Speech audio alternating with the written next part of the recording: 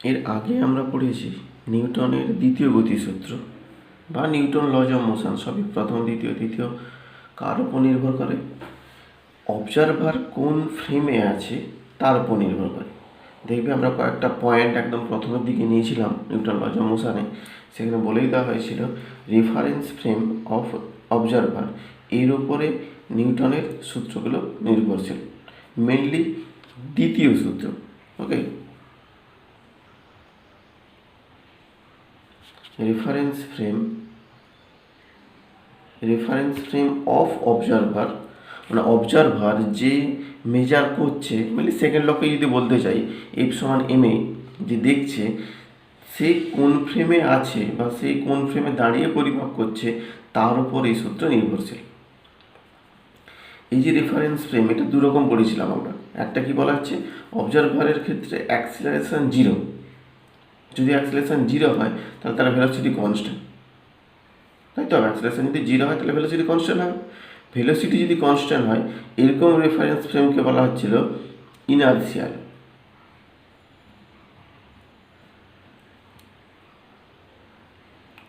Inertial frame বলা হচ্ছিল এটাকে, জড়তীয় নির্দেশতন্ত্র।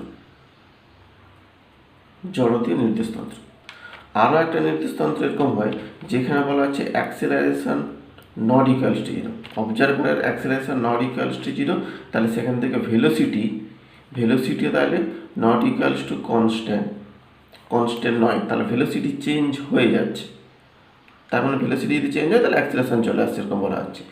সেই ক্ষেত্রে বলা হচ্ছে নিউটন, সেটাকে বলা হচ্ছে নন inertial frame.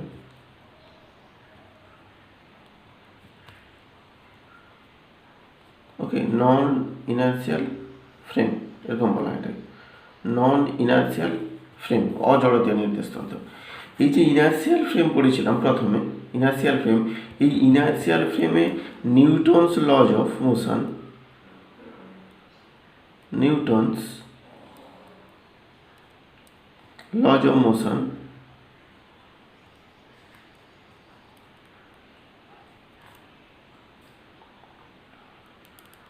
Newton laws of motion valid ছিল।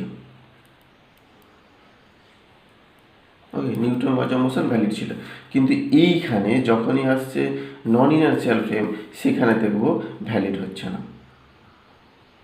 Newton laws of motion valid হচ্ছে, not valid. Okay, Newton laws of motion valid হচ্ছে না।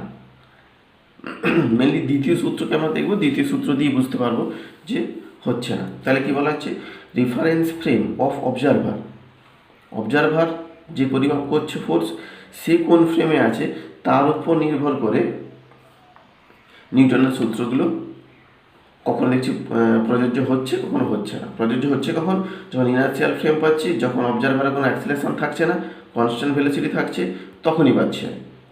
আর যখন অবজারভারের মধ্যে acceleration not equals to zero, অর্থাৎ ভেলোসিটি চেঞ্জ হয়ে যাচ্ছে, অ্যাক্সিলারেশন বডির মধ্যে চলে আসছে, অর্থাৎ নন ইনার্শিয়াল ফ্রেম, তখন বলছে এই সূত্র ভ্যালিড হচ্ছে না। ওকে, তাহলে ইনার্শিয়াল ফ্রেমে পাবো, নন ইনার্শিয়াল ফ্রেমে পাবো না। তাহলে এখানে এরকম একটা কোশ্চেন আসতে পারে যে আমরা এতক্ষণ পর্যন্ত যেগুলো পরিমাপ করছিলাম, ধরো এই পুলি, একটা পুলি দেওয়া আছে, এই পুলি থেকে একটা বস্তু দুটো বস্তু ঝুলছে।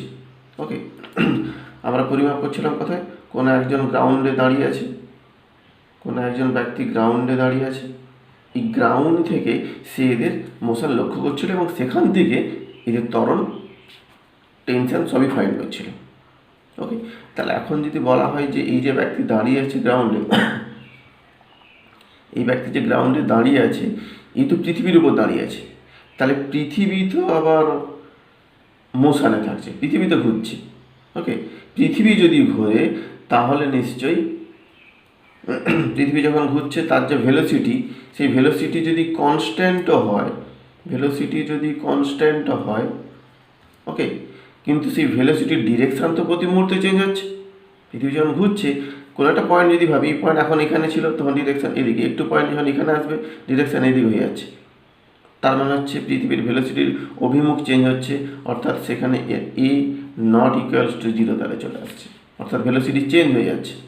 ওকে, তাহলে ভেলোসিটিও কনস্ট্যান্ট থাকছে না, তাহলে সেখানে ভেলোসিটি চেঞ্জ হয়ে যাচ্ছে। তাহলে ভেলোসিটি যদি চেঞ্জ হয়, তার মধ্যে অ্যাক্সিলারেশন চলে আসে, তাহলে তো আর ইনার্শিয়াল ফ্রেম হচ্ছে না, অর্থাৎ আমরা যেগুলো পরিমাপ করে এসেছি এর আগে সেগুলো ইনার্শিয়াল ফ্রেম হচ্ছে না। যদি ইনার্শিয়াল ফ্রেম না হয় তাহলে সেকেন্ড ল ভ্যালিড হবে না, কিন্তু আমরা সেকেন্ড লটা ভ্যালিড করে এসেছি, এখানে সেকেন্ড ল দিয়ে সব কিছু করে এসেছি। ওকে, তাহলে কি হচ্ছে এখানে যেটা হচ্ছে যে ভেলোসিটি চেঞ্জ হচ্ছে এবং অ্যাক্সিলারেশন যেটা পাচ্ছি এখানে সেটা আচ্ছা, এটা নর্মালি কি হওয়ার কথা ছিল, নন ইনার্শিয়াল হওয়ার কথা, কিন্তু কি বলছি আমরা, এর যে ভেলোসিটি চেঞ্জ তার ফলে যে acceleration not equal to zero হচ্ছে, এটা বলছে ভেরি ভেরি স্মল, খুব স্মল, প্রায় এতটাই স্মল যে প্রায় জিরো। যদি জিরোই হয় তাহলে সেখান থেকে বলতে পারছি এটা ইনার্শিয়াল।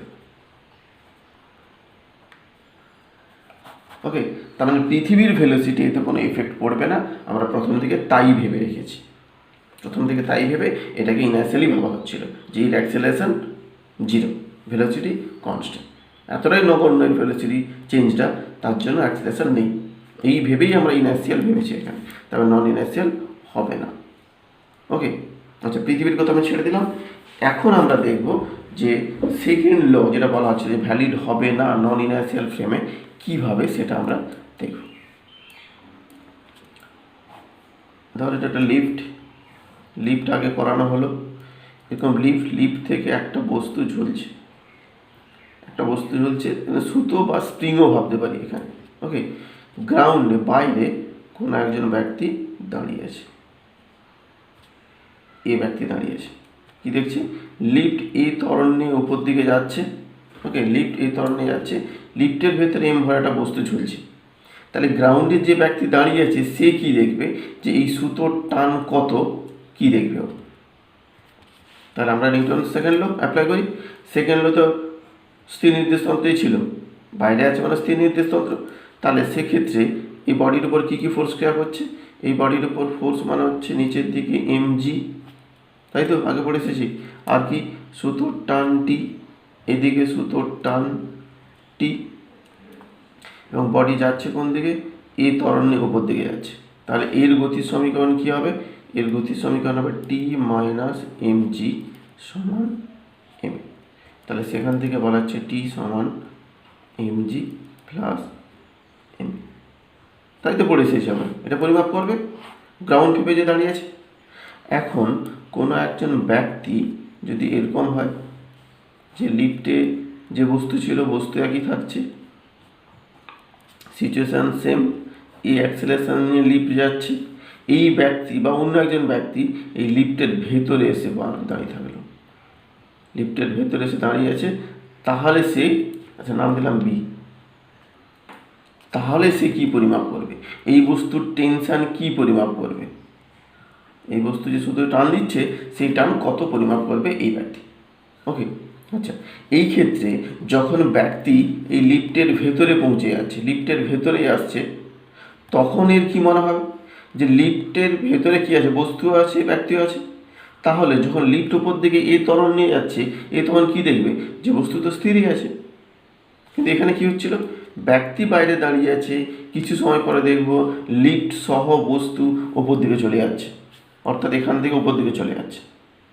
ওকে, অর্থাৎ বস্তুর মধ্যে একটা ত্বরণ চলে আসছে, তাই বস্তু উপর দিকে চলে যাচ্ছে। কিন্তু এখানে কি দেখব, এখানে তো ব্যক্তি লিফটের ভেতরেই আছে, লিফটও এই ত্বরণ নিয়ে যাচ্ছে, বস্তু এই ত্বরণ নিয়ে যাচ্ছে, তাহলে ব্যক্তির সাপেক্ষে লিফটের ভেতরের বস্তু স্থিরই থাকছে। এরকম তো নয় যে ব্যক্তি থেকে বস্তু দূরত্ব এখন বা উচ্চতা এখন এটা ধরো এক্স, কিছুক্ষণ পর 2x বা 3x এরকম হয়ে তা তো নয়, সবসময় একই থাকছে, অর্থাৎ ব্যক্তির সাপেক্ষে বস্তু স্থির অবস্থায় এখানে থাকছে। ওকে, ব্যক্তির সাপেক্ষে বস্তু এখানে স্থির অবস্থায় থাকছে, অর্থাৎ বস্তুর মধ্যে কোনো ত্বরণ নেই। তাহলে এর যদি ফ্রি বডি নেই তাহলে কি পাবো এখানে, এর হচ্ছে এমজি এদিকে আর টেনশন হচ্ছে এদিকে, অ্যাক্সিলারেশন জিরো। কারণ কি, ব্যক্তি বস্তু একই ফ্রেমে রয়েছে এবং এ সবসময় দেখছে বস্তু এখানেই আছে, কিন্তু এখানে কি বলছিলাম, ব্যক্তি দেখছে কিছু সময় পর বস্তু এখান থেকে সরে চলে যাচ্ছে, কারণ লিফট তো চলে যাচ্ছে, লিফটের ভেতরে তো বস্তু আছে। তাহলে এখানে ত্বরণ ছিল, কিন্তু এখানে বলছে ত্বরণ নেই। ত্বরণ যদি না থাকে তাহলে বলা হচ্ছে টি সমান এমজি। ওকে, তাহলে এই যে ফ্রেম নন ইনার্সিয়াল ফ্রেম, দেখো এ মুভ করে যাচ্ছে, ব্যক্তি কিন্তু স্থির অবস্থায় নেই, ব্যক্তি হচ্ছে নন ইনার্সিয়াল ফ্রেমে চলে এসছে, এই কিন্তু ইনার্সিয়াল ফ্রেম। তাহলে এই ফ্রেমটা হচ্ছে নন ইনার্সিয়াল ফ্রেম, নন ইনার্সিয়াল ফ্রেম। কি আছে, ব্যক্তি দাঁড়িয়ে আছে। যখনই নন ইনার্সিয়াল ফ্রেম এলাম তখন দেখতে পাচ্ছি টি সমান এমজি। কোনটা ঠিক? তাহলে আমরা যেটা পরিমাপ করলাম এইখানে গ্রাউন্ড ফ্রেমে, এইটা ঠিক নাকি যেখানে এটা পরিমাপ করা হলো এটা ঠিক? কোনটা ঠিক হবে? সেই জন্য দুটোকেই ল্যাবে গিয়ে পরীক্ষা করা হলো যে কোনটা ঠিক। পরীক্ষা করে দেখা গেল যে এইটা ঠিক হচ্ছে। ল্যাবে গিয়ে যখন পরীক্ষা করা হলো দেখা যাচ্ছে এটা ঠিক, এটা ভুল। তার মানে সেকেন্ড ল যেটা বলা হলো, যে সেকেন্ড ল এখানে অ্যাপ্লাই করেছি, তাহলে সেকেন্ড ল কি ভুল হয়ে গেছে? নিউটনের দ্বিতীয় সূত্র, এখানে দ্বিতীয় সূত্র অ্যাপ্লাই করা হয়েছে তো, এফ নেট, এটাই এফ নেট সমান এম এ, এখানেও তাই এফ নেট সমান এম এ, এই তো জিরো, তাই এটা পেয়েছি। তাহলে কি কোশ্চেন হচ্ছে নিউটনের দ্বিতীয় গতিসূত্র ভুল? না, নিউটনের গতিসূত্র ঠিক আছে, কিন্তু অবজারভার যে ফ্রেমে থাকছে, যেটা আগেই বলা হয়েছিল, অবজারভার যে ফ্রেমে থাকছে সেই ফ্রেমটা আলাদা কিছু হয়ে গেছে, ইনার্সিয়াল থেকে নন ইনার্সিয়াল হয়ে গেছে। অর্থাৎ ফ্রেম যদি নন ইনার্সিয়াল হয় তাহলে সেখানে আমরা দ্বিতীয় সূত্র প্রয়োগ করতে পারছি না, কিন্তু ইনার্সিয়াল ফ্রেম যদি হয় সেখানে দ্বিতীয় সূত্র প্রয়োগ করতে পারছি। ওকে, দ্বিতীয় সূত্র প্রয়োগ করতে পারছি না। তাহলে এখান থেকে আরও ক্লিয়ার যে নিউটনের দ্বিতীয় সূত্র বা Newton laws of motion inertial ফ্রেমের জন্য অলওয়েজ প্রযোজ্য, নন ইনার্সিয়াল ফ্রেমের জন্য প্রযোজ্য নয়। ওকে, এখন কি করলে কিছু জিনিস এখানে কি চেঞ্জ করলে এই জিনিসটা আমি পাবো, এখানে কি চেঞ্জ করলে এই জিনিসটা পাবো। ওকে, কখনো কখনো এরকম হয় যে কিছু কিছু প্রবলেম করতে গিয়ে এরকম দেখি আমরা যে অঙ্কটা করলাম পুরোটা, লাস্টে গিয়ে দেখলাম উত্তরটা মিলছে না পুরোপুরি, ঠিক আছে, কিছুটা যেটা আসার কথা সেটা আসেনি, বা বই যেটা উত্তর দেওয়া আছে সেটা মিলছে না। ঠিক একই রকম পরে একটা অঙ্ক করলাম, তারও ক্ষেত্রে দেখলাম একই রকম একটা উত্তর আসছে কিন্তু পুরোপুরি মিলছে না। দুটো ক্ষেত্রে কোনো একটা কমন পার্ট যদি অ্যাড করি, ধরো কোনো একটা প্রথমে একটা প্রবলেম করলাম, তাতে উত্তর আসার কথা 5.06, সেখানে একটা অঙ্ক করলাম সেখানেও বললাম আসার কথা 7.06 আসার কথা, কিন্তু আমার এখানে আসছে 5, এখানে আসছে 7। তো ফার্স্ট কেসে যদি আমি এখানে 0.06 অ্যাড করি এবং দ্বিতীয় ক্ষেত্রে যদি 0.06 অ্যাড করি তাহলে দেখব উত্তর মিলে যাচ্ছে। ওকে, তাহলে আমি এই সময় কি ভাবি যে আমার উত্তর 5 এসছে, এখানে উত্তর 7 এসছে, কিন্তু 0.06 যোগ করলে হয়ে যাবে। তখন আমি খুঁজতে থাকি যে কী কারণে হচ্ছে না আমার এই 06টা মিস যাচ্ছে, সেটা আমি খুঁজতে থাকি। ওকে, যদি আমি দুটো ক্ষেত্রে 0.06 অ্যাড করে দিই তাহলে দেখতে পাচ্ছি উত্তর আমার মিলে যাচ্ছে।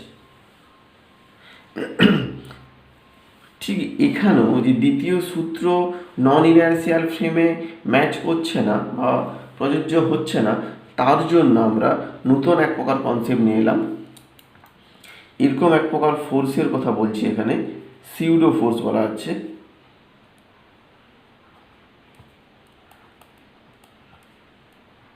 সিউডো ফোর্স, এরকম এক প্রকার ফোর্সকে নিয়ে এলাম যে force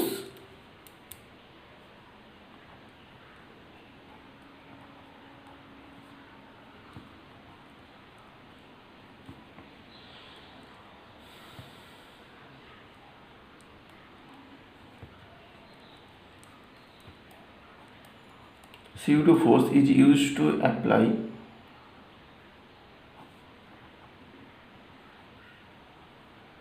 Newton's laws of motion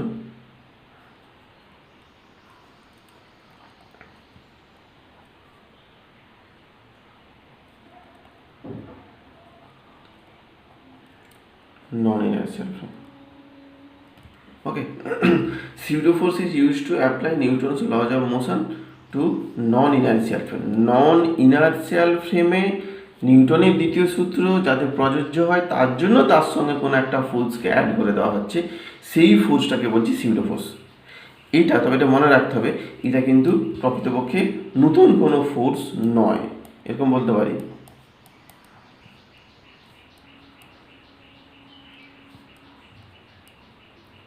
এক প্রকার ফেক ফোর্স এরকম বলা যেতে পারে, লুকায়িত বল বলা যেতে পারে। ওকে, কি লুকায়িত বল কি? আচ্ছা, লুকায়িত বল বলতে এরকম, ধর একটা ট্রেন গতিশীল বা কোনো একটা বাস গতিশীল হচ্ছে, বাস স্থির অবস্থায় ছিল, বাসের মেঝেতে একটা এরকম একটা বস্তু ছিল, এখানে বস্তু দাঁড়িয়েছিল। বাস যখনই সামনের দিকে গতিশীল হলো, সঙ্গে সঙ্গে এই বস্তুটা কী হবে? এই বস্তু দেখবো পিছন দিকে কিছুটা পিছিয়ে আসবে বা পড়ে যাবে।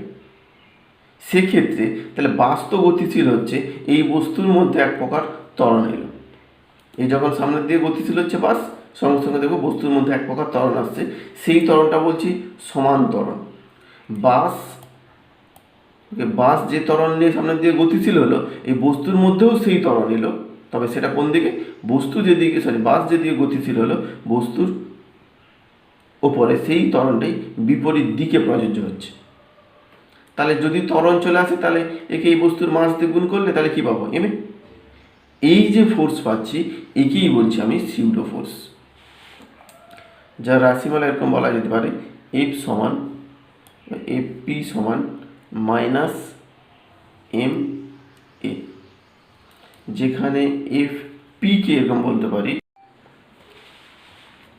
সিউডো ফোর্সের যে রাশিমালা বলা হচ্ছিল এফ সমান মাইনাস এম ইন্টু এ, সেখানে এফ পি যেটা বলা হচ্ছে to be applied on the object opposite to the direction of acceleration, তাহলে এই যে বাস যাচ্ছিল এইদিকে, কোথায় অ্যাপ্লাই করবো এই ফোর্সটা? কোথায় অ্যাপ্লাই হবে এই সিউডো ফোর্স? এই বস্তুতে। কোন দিকে? যে এই বাসের ত্বরণ যেদিকে, যেটা বলে যে অ্যাক্সেলারেশন অফ অবজারভার যে অবজার্ভ করছে তার উপরে অ্যাপ্লাই হচ্ছে এই ফোর্স, সিউডো ফোর্সটা হচ্ছে এই দিকে অ্যাপ্লাই হবে। বাস যাচ্ছে এদিকে, সিউডো ফোর্স তাহলে এই দিকে অ্যাপ্লাই হবে এই বস্তুর উপরে। ওকে, বাসের ত্বরণ যা হবে এই বস্তুর ত্বরণও তাই, আর মাসটা হচ্ছে অবজেক্টের মাস, এই অবজেক্টের মাস। ওকে, আচ্ছা, এই সূত্র দিয়ে আমরা অ্যাপ্লাই করি, যেটা আগে পেয়েছিলাম, আগে পাওয়া যাচ্ছিল না। লিফটের ক্ষেত্রে এরকম বলা হচ্ছিল যে লিফট থেকে একটা বস্তু ঝুলছে, লিফটে বস্তুর ভর হচ্ছে এম, কোনো একজন এর ভেতরে দাঁড়িয়েছিল, লিফট এ ত্বরণ নিয়ে যাচ্ছিল, তাহলে এখানে সেকেন্ড ল অ্যাপ্লাই হচ্ছিল না। এবার যদি সিউডো ফোর্স দিয়ে ভাবি তাহলে কি করে পাচ্ছি সেটা আমরা দেখবো। এখানে সিউডো ফোর্স দিয়ে যদি ভাবা হয় তাহলে কি হচ্ছে দেখো, এখানে কি বলেছিলাম? অবজারভারের একটা অ্যাক্সিলারেশন, পুরো লিফট যদি এ ত্বরণ নিয়ে যায়, ভালো করে দেখো, পুরো লিফট এ ত্বরণ নিয়ে যাচ্ছে, তাহলে অবজারভারেরও ত্বরণ হচ্ছে এ, সেটা কোন দিকে? এই দিকে পাচ্ছি, অবজারভারের ত্বরণ হচ্ছে এদিকে। ওকে, তাই বলা হয়েছে অবজারভারের ত্বরণ যা হবে সেই একই ত্বরণ কোথায় প্রয়োগ করতে হবে? বস্তুতে, যে বস্তুর কথা ভাবছি আমরা, এই বস্তুতে। কোন দিকে? যেদিকে অবজারভার গতিশীল হচ্ছে তার ঠিক বিপরীতে, অর্থাৎ এদিকে একটা ত্বরণ এর মধ্যে চলে আসবে। আবার কি বলছি দেখো, অবজারভার যেদিকে গতিশীল, অর্থাৎ অবজারভারের ত্বরণ হচ্ছে এই দিকে, অর্থাৎ অবজারভারের উপর ফোর্স হচ্ছে এই দিকে।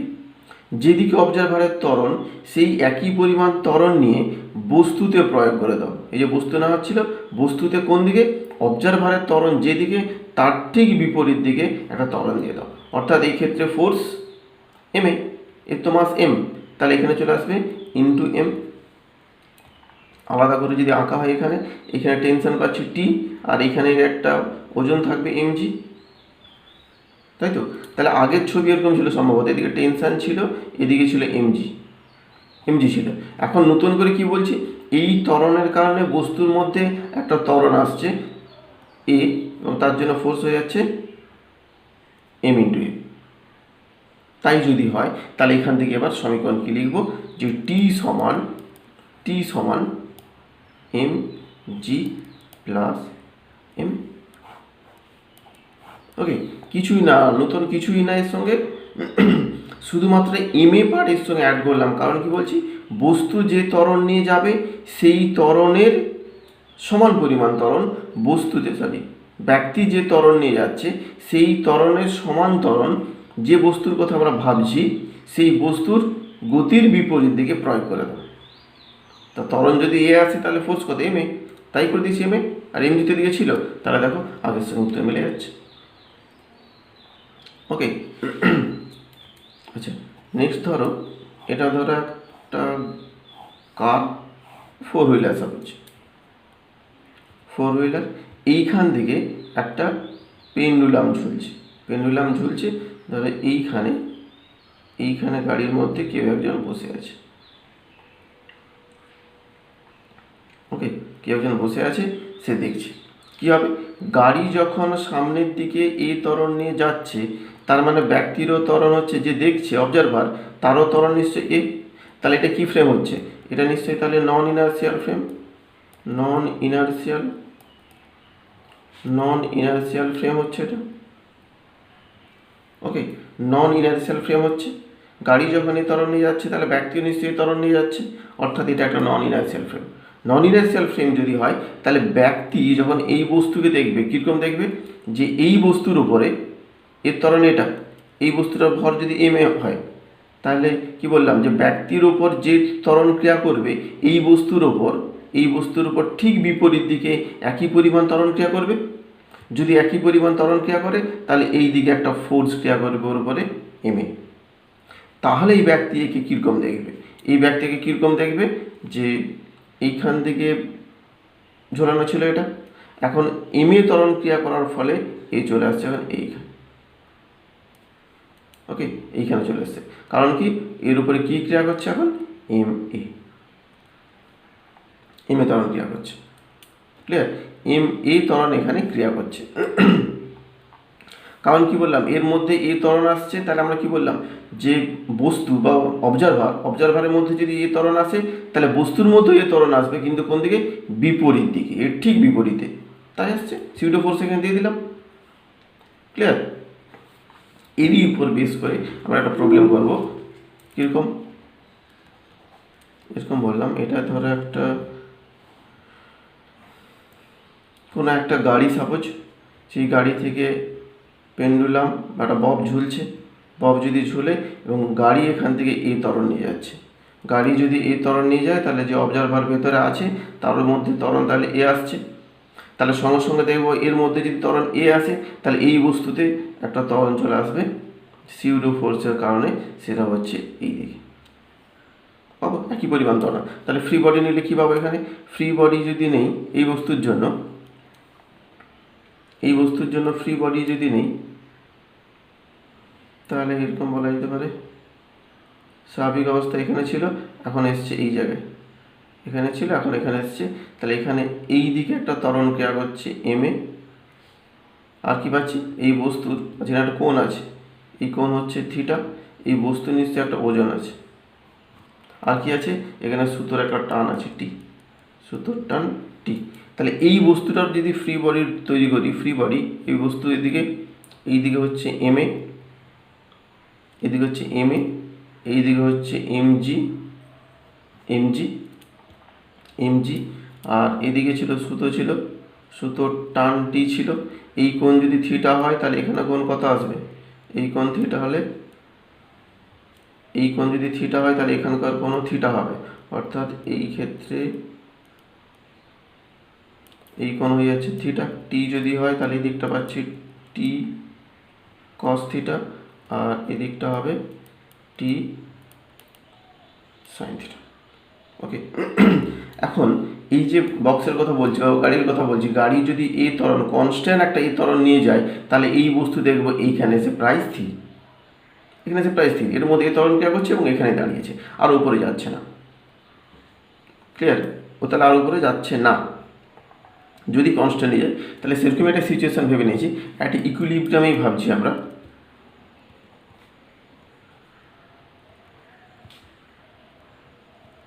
অ্যাট ইকুইলিব্রিয়ামে ভাবছি আমরা, এই ত্বরণ নিয়ে যাচ্ছি, ইকুইলিব্রিয়াম তৈরি হয়েছে। ইকুইলিব্রিয়াম যদি ভাবি তাহলে এখান থেকে কী পাবো, টি কস থিটা সমান এম এ, এদিকে টি কস থিটা, এদিকে হচ্ছে এমজি, টি কস থিটার সঙ্গে এমজি ব্যালেন্স হচ্ছে, ইকুইলিব্রিয়াম বলেছি তো। আর কি পাচ্ছি, টি সাইন থিটা সমান এম।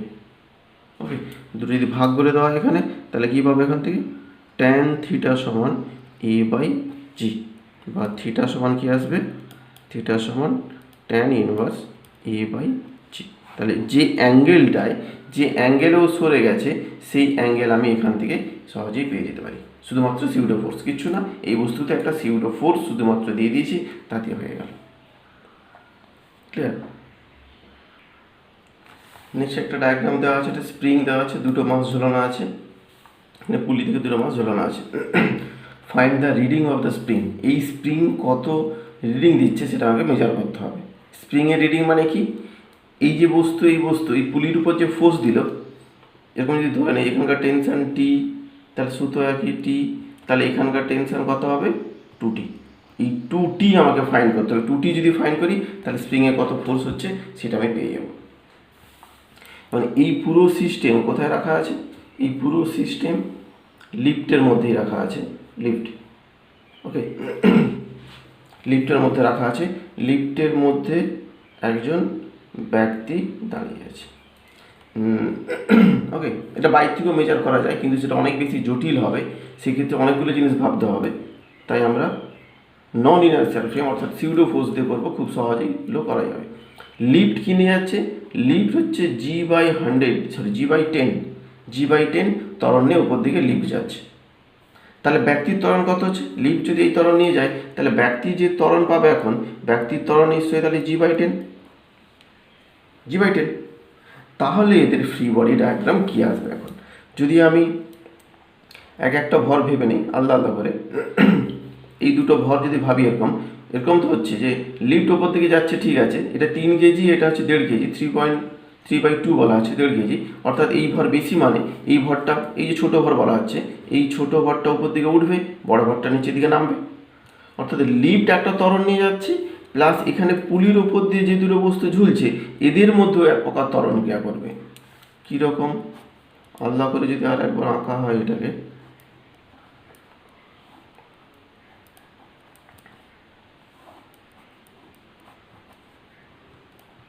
তিন কেজি, 3/2 কেজি, এরকম বলছি আমরা যে এইখানে এই বস্তু একটা এ ত্বরণ নিয়ে উপর দিকে উঠছে, এই ত্বরণ নিয়ে নিচের দিকে নামছে, ভিতরে এরকম একটা ত্বরণ ক্রিয়া করছে, প্লাস বাইরে লিফট তো একটা G/10 ত্বরণ নিয়ে যাচ্ছে, দুটো জিনিস একসঙ্গে থাকছে। এরকম সিচুয়েশানে এই বস্তুর ফ্রি বডি কী হবে আমরা দেখব। প্রথম বস্তু যেটা ছিল, এই যে প্রথম বস্তু 3/2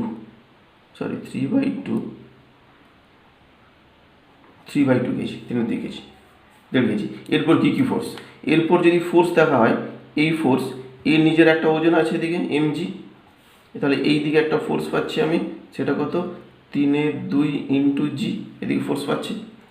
আর এখানে কি পাচ্ছি, সুতোর টান এদিকে থাকছে, সুতোর টান। আর কি ফোর্স, আর যে ফোর্স হচ্ছে বা যেটা বলা হচ্ছে যে এই ব্যক্তি যখন G/10 নিয়ে উপর দিকে যাচ্ছে ত্বরণ নিয়ে, তাহলে কি বলেছিলাম, এই বস্তুতেই এই একই পরিমাণ ত্বরণ ক্রিয়া করবে কোন দিকে, ব্যক্তি যেদিকে আছে তার ঠিক বিপরীতে। অর্থাৎ ব্যক্তি যেহেতু উপর দিকে যাচ্ছে, তাহলে এই দিকে এক প্রকার ত্বরণ G/10 ক্রিয়া করবে, সিউডো ফোর্স। তাহলে এখানে এই সিউডো ফোর্সের কারণে যেটা পাবো সেটা হচ্ছে m × G/10, এটা ক্রিয়া করবে। m মানে কত বলা আছে, m হচ্ছে 3/2 × G/10, এই পরিমাণ একটা এক্সট্রা ফোর্স, যেটা সিউডো ফোর্স এই বস্তুতে ক্রিয়া করলো। ওকে, বাকি যেরকম বলা হচ্ছিল এ উপর দিকে এ ত্বরণ নিয়ে যাচ্ছিল, এ ত্বরণ নিয়ে যাচ্ছে উপর দিকে, ক্লিয়ার, এই ত্বরণ নিয়ে যাচ্ছে। তাহলে এর গতির সমীকরণ কী করবে, আবার বলছি তবে এই বস্তু কী হলো, এই বস্তুর নর্মাল যদি ছবি আঁকি তাহলে কী পাচ্ছি, এদিকে টেনশন টি আর নিচের দিকের ওজন mg, 3/2 g ক্রিয়া করছে।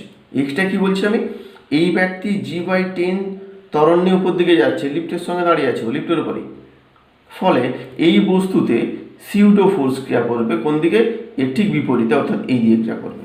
সেটাই এখানে দিয়ে দিয়েছি, G/10 ত্বরণ ক্রিয়া করছে, এর সঙ্গে মাস গুণ করেছি, তাই ফোর্স পেয়ে গেছিলেন, সিউডো ফোর্স। সিউডো ত্বরণ বলছি, সিউডো ফোর্স বলছি আমরা, তাই এখানে এটা পেয়েছি। তাহলে এই অবস্থায় এর গতির সমীকরণ কী হবে? এর গতির সমীকরণ যেহেতু উপর দিকে যাচ্ছে, তাহলে টি বেশি, টি মাইনাস 3/2g মাইনাস 3/2g/10। এই তো চলো বলি, এটা বেশি, এই দুটো কম, তাই বিয়োগ করে দিয়েছি। সমান কী বলা আছে? M A. এম মানে কত? এমতে 3/2 ছিল, 3/2 ইন্টু এ। এ হচ্ছে প্রথম বস্তুর গতির সমীকরণ হচ্ছে এটা। ওকে, এমনি এটাকে যদি ইনার্শিয়াল ফ্রেম থেকে ভাবতাম অনেক বেশি জটিল হতো। ইনার্শিয়াল ফ্রেম মানে এখানে কেউ দাঁড়িয়ে থাকছে, তখন এই ত্বরণও ভাবতে হতো, এই ত্বরণও ভাবতে হতো, সিচুয়েশান অনেক জটিল হয়ে যেত। তাই আমরা নন ইনার্শিয়াল ফ্রেম নিয়ে ভাবলে অনেক সহজে অঙ্ক হয়ে যাচ্ছে। এসি ভার্মা বা আইআইটি যে কোনো বইগুলোর ক্ষেত্রে পাবো, এবং এমসিকিউ বইগুলোতেই পাবো, যে কোনো এমসিকিউ বই পাবো। ভার্মাতেও আছে, ভার্মাতেই আছে মেনলি এইগুলো, অন্যান্য বই সব পাবো এমসিকিউ বইগুলোতে। আচ্ছা, সেকেন্ড, 3 কেজি ভরের বস্তুর ক্ষেত্রে কী পাচ্ছি? 3 কেজি ভরের বস্তু যদি নেওয়া হয়, 3 কেজি ভরের বস্তু, এর ক্ষেত্রেও টেনশান, এই ক্ষেত্রে টেনশান টি ওপর দিকে, টি, বস্তু যাচ্ছে কোন দিকে? এ ত্বরণের নিচের দিকে। আচ্ছা, আর কী পাচ্ছি? ওজন, ওজন হচ্ছে 3 × g। নেক্সট কী বলা হচ্ছিল? সিউডো, আবার সিউডো আসছে। সিউডো মানে কী হচ্ছে? এ যাচ্ছে কোন দিকে? উপর দিকে, তাহলে এর ক্ষেত্রে ত্বরণটা কোন দিকে আসবে? ঠিক নিচের দিকে, অর্থাৎ এই ক্ষেত্রে আসবে 3 × g/10, একটা এক্সট্রা ত্বরণ এই দিকে পাবো। ওকে, তাহলে এর গতির সমীকরণ কী আসবে? এর গতির সমীকরণ কী হবে? বস্তু কোন দিকে যাচ্ছে? নিচের দিকে। নিচের দিকে যদি যায় তাহলে নিচের দিকের মোট ফোর্স বেশি, অর্থাৎ এই ক্ষেত্রে পাবো 3g প্লাস 3g/10 মাইনাস টি সমান এম এ। এম এ তো, এম এ মানে হচ্ছে 3 × এ। এই দুটো সমীকরণ যোগ করে দাও, তাহলে দেখবে সলিউশন পাবে। দুটো সমীকরণ যদি এখানে যোগ করি, আমি করলাম না এখানে, দুটো যদি যোগ করা হয় তাহলে এখানে আছে, করে দিচ্ছি তাহলে। এটা ছিল, তাহলে কাটাকাটি করলে এটা কেটে যাচ্ছে। তারপর যেটা থাকছে সেখান থেকে জি কমন নিয়ে নাও, একটা জি যদি কমন নেই, এটা হচ্ছে 3/2, সরি জি কমন নিলে 3 পাচ্ছি, প্লাস 3/10 মাইনাস 3/2 মাইনাস 3/20 সমান এটা আসবে 3/2 প্লাস 3 × এ। এখানে জিটাকে যদি 10 ধরে নিই তাহলে কি আসছে? দেখো, জিকে 10, এই সমান কত পাচ্ছে? তাহলে 11/3 হচ্ছে ত্বরণ পেয়েছে, জিটাকে 10 ধরে নিয়েছি। তাহলে কি ফাইন্ড করতে হবে আমাকে? 2t টেনশান, স্প্রিংয়ের টেনশান, এখানে 2t ফাইন্ড করতে হবে। অর্থাৎ এখানে টেনশান কী করে পাবো? টেনশান পাওয়ার জন্য কোনো একটা সমীকরণ নিয়ে নাও। একটা সমীকরণ নিলাম, এই সমীকরণটাকে বসে দিই। টেনশান খোঁজার জন্য ওই সমীকরণ কী ছিল? 3g প্লাস 3g/10 মাইনাস টি সমান 3 × এ। এ মানে হচ্ছে 11/3 বসে দেওয়া হচ্ছে। তাহলে টি সমান কত আসবে? জিকে 10 ধরলে এটা 30, এটা হয়ে যাচ্ছে প্লাস 3, এখান থেকে আসবে -11, তার মানে 33 থেকে 11 বাদ দিলে এটা হচ্ছে 22, টি হচ্ছে 22। ওকে, টি তাহলে কত পাচ্ছি? টি সমান 22 পেয়ে যাচ্ছে। অর্থাৎ ফোর্স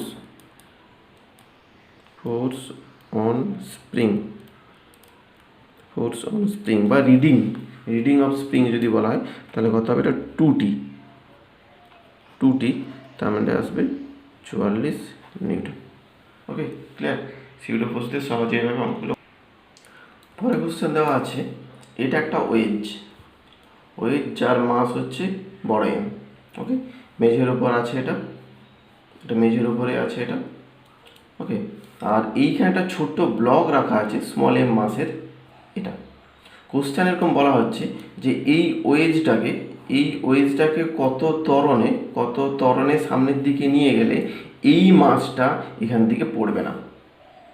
তাহলে নর্মালি যখন এখানে দাঁড়িয়েছিল এই মাস নিচের দিকে পড়ে যাচ্ছিল, এখন বলছি এই নিচের যে ওয়েজটাকে কত ত্বরণে সামনের দিকে নিয়ে গেলে এই ছোট্ট মাস এই তলের ওপরেই দাঁড়িয়ে থাকবে, এখানে নিচে পড়ে যাবে না, সেটা আমাদের নির্ণয় করতে হবে। আমরা কি করব? সিউডো ফোর্সের জন্য কি লাগবে? নন ইনার্শিয়াল ফ্রেম। তাহলে সেই ব্যক্তিকে আমি এইখানে দাঁড় করে দিলাম, যে অবজারভার, সেই অবজারভার এখন এইখানে দাঁড়িয়েছে। ওকে, অর্থাৎ এ যদি পুরো ওয়েজটা যদি এ ত্বরণ নিয়ে যায় তাহলে ব্যক্তিরও ত্বরণ কি বলছি আমরা এখানে, ব্যক্তিও তাহলে নিশ্চয়ই এই ত্বরণ নিয়ে যাচ্ছে, ব্যক্তিও তাহলে এই ত্বরণ নিয়ে যাচ্ছে। যখনই ব্যক্তি এই ত্বরণ নিয়ে যাবে তাহলে এই বস্তুতে যে ত্বরণটা ক্রিয়া করবে সেটা কোন দিকে, এই দিকে পাবো। অর্থাৎ এখানে ফোর্স হয়ে যাচ্ছে এম ইন্টু এ, ওই ত্বরণের কারণে সিউডো ফোর্স এম এ পেয়ে যাচ্ছি। আচ্ছা একটা অ্যাঙ্গেল দেওয়া আছে থিটা। আর কি জানি আমরা এই বস্তুর ক্ষেত্রে, এই বস্তুর ক্ষেত্রে লম্ব প্রতিক্রিয়া হচ্ছে এটা এন। আর কি জানি এই বস্তুর জন্য এম জি হচ্ছে, এই বস্তুর এম জি আগে প্রবলেমগুলোর ক্ষেত্রে করা হয়েছে এম জি এটা। তাহলে এই ক্ষেত্রে যদি বাড়িয়ে দেওয়া হয় এটাকে, এইখানে একটা কোণ পেয়ে যাবো কত, এই কোণ থিটা হলে এই কোণও থিটা হয়, আবার এই কোণ যদি থিটা হয় এটা হচ্ছে 90 মাইনাস থিটা। তাহলে এইখানে এই দিক বরাবর এটা থিটা, এটা 90 মাইনাস থিটা, তাহলে এই কোণটা আবার থিটা চলে আসছে। ভালো করে কোণগুলো মেজার করে দেখো। এটা তো লম্ব বলেছি আমি, এটা লম্ব যদি হয় এটা থিটা হলে এটা থিটা হচ্ছে, তো লম্ব যদি হয় তাহলে এই পুরো কোণটা আবার থিটা, সরি 90, পুরো কোণ 90, এটা থিটা হলে এই কোণটা হচ্ছে 90 মাইনাস থিটা, এখান থেকে এই কোণটা হচ্ছে 90 মাইনাস থিটা, এটা যদি 90 মাইনাস থিটা হয় তাহলে এই কোণটা হয়ে যাচ্ছে থিটা। ওকে, তাহলে এই থিটা কোণের রেসপেক্টে যদি এম এ কে ব্রেক করি, এম এ কে ব্রেক করলে এই দিকে কি কম্পোনেন্ট পাবো, এম এ হচ্ছে এই দিক এম এ, তাহলে এই দিকের কম্পোনেন্ট কি আসবে, এই দিকের কম্পোনেন্ট আসবে এম এ কস থিটা। যদি এম এ হয় এদিকে পেয়ে যাচ্ছি এম এ কস থিটা। আর এটা কী পাবো, এম এ সাইন, তাহলে কোন দিকে পাবো, এম এ সাইন পেয়ে যাচ্ছি এই দিকটা, এম এ সাইন থিটা এই দিকে পাচ্ছি। ওকে, আর কি পাচ্ছি, এম জিকে যদি ব্রেক করি উপাংশে ভাঙি, এম জির এই দিকের একটা কম্পোনেন্ট পাবো, এম জির এই দিকের কম্পোনেন্ট পাবো আর একটা, এম জির এই দিকের কম্পোনেন্ট কী হবে, ক্যাপিটাল এম ইন্টু জি, এদিকে আসবে কস থিটা, এই কোনো রেসপেক্টে এম জি কস, তাহলে আর একটা কম্পোনেন্ট চলে আসবে এইদিকে, তাহলে এইদিকে পেয়ে যাচ্ছি এম জি সাইন থিটা। ওকে, এখন কোশ্চেন যেটা বলেছে যে এই বস্তু এখান থেকে নিচে নেমে আসবে না, এই বস্তু এখান থেকে নিচে নেমে আসবে না, তাতে এখানে কত ত্বরণ দিতে হবে।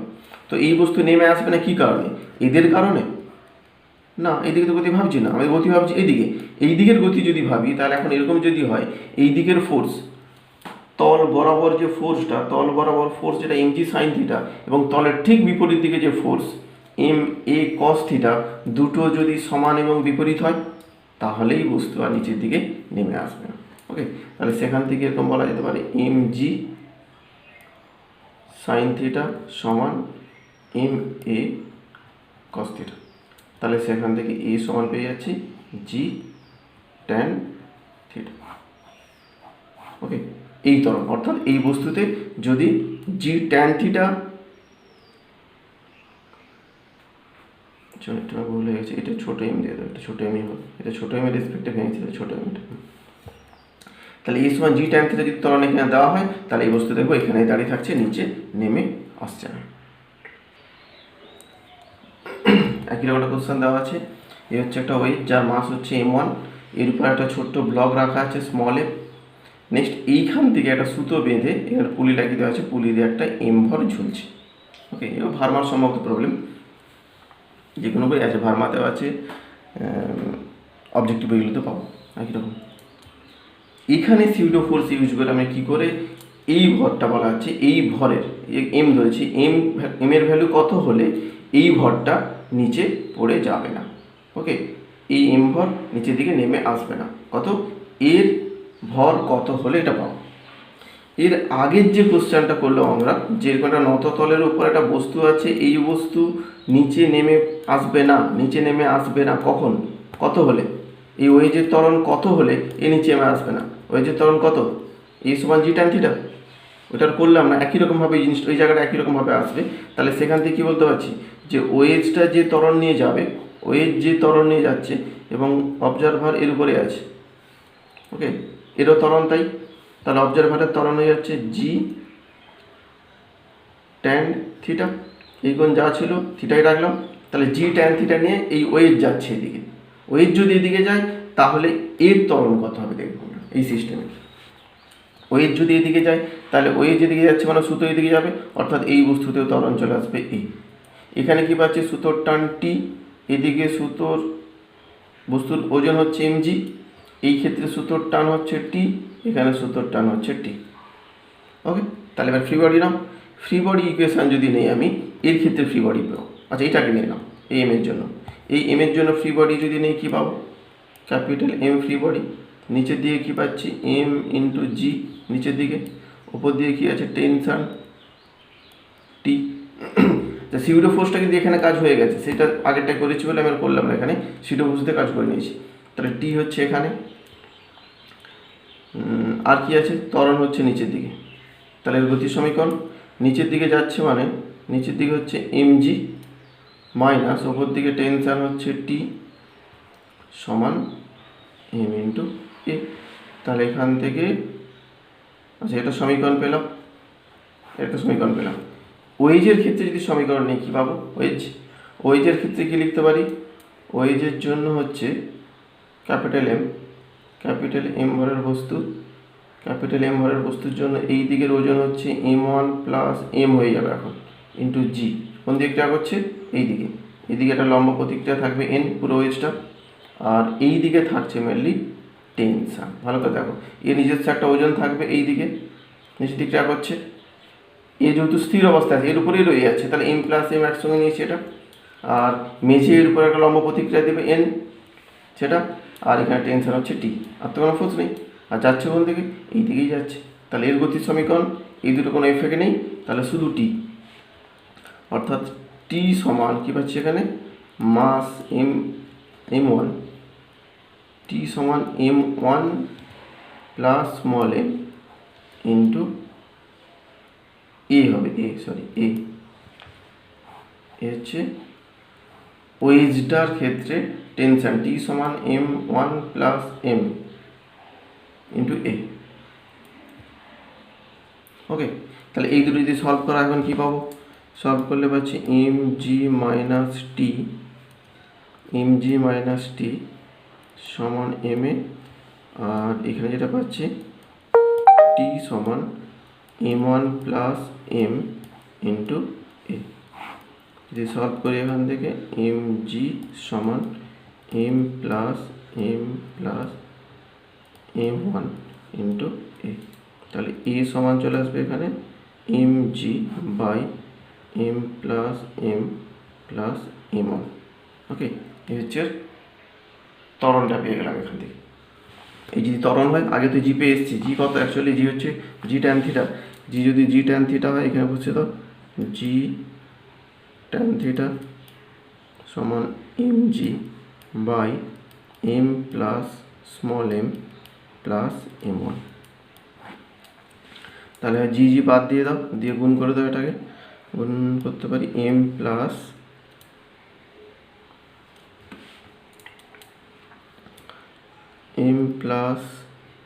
m1 প্লাস স্মল এম সমান capital M by tan theta. Just solve করা আছে এখানে। তাহলে এই এমটাকে এদিকে নিয়ে চলে যাও, তাহলে এখানে m1 প্লাস স্মল এম সমান m into 1 minus 1 by tan theta. তাহলে এখান থেকে কী ফাইন্ড করতে হবে আমাকে? এই এম সমান কী আসছে? m1 plus M by 1 minus 1 by tan theta. Okay, এই হচ্ছে সলিউশন। খুব ভালো অঙ্ক, কনসেপ্টগুলো হচ্ছে খুব ইম্পর্টেন্ট, খুব এখানকার ইম্পর্টেন্ট। সিউডো ফোর্স দিয়ে খুব সহজে কীভাবে করতে পারছি। পরের কোশ্চেন, লিফটের মধ্যেই লিফট ওপর দিকে এই ত্বরণ নিয়ে যাচ্ছে, A0 ত্বরণ নিয়ে যাচ্ছে। ওকে, A0 ত্বরণ নিয়ে যাচ্ছে।